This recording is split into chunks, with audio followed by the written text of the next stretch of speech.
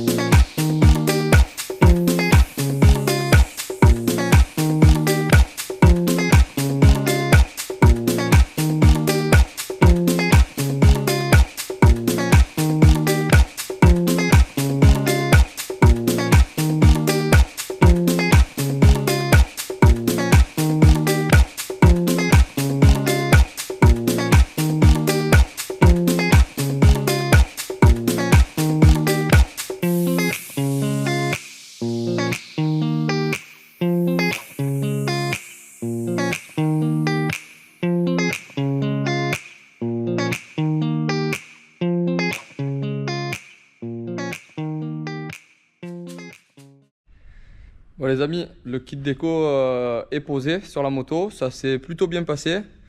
J'ai eu quelques petites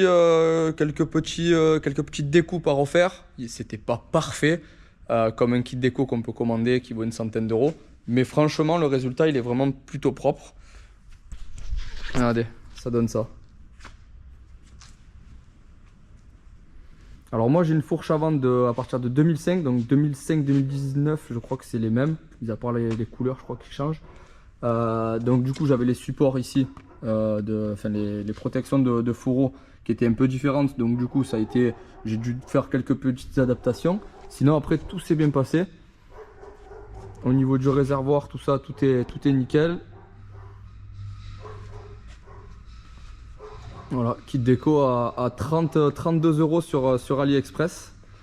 Et franchement en plus bon, normalement ça ils ont pas trop le droit, mais vraiment tout est Dunlop, Athena, etc. Franchement, c'est vraiment propre.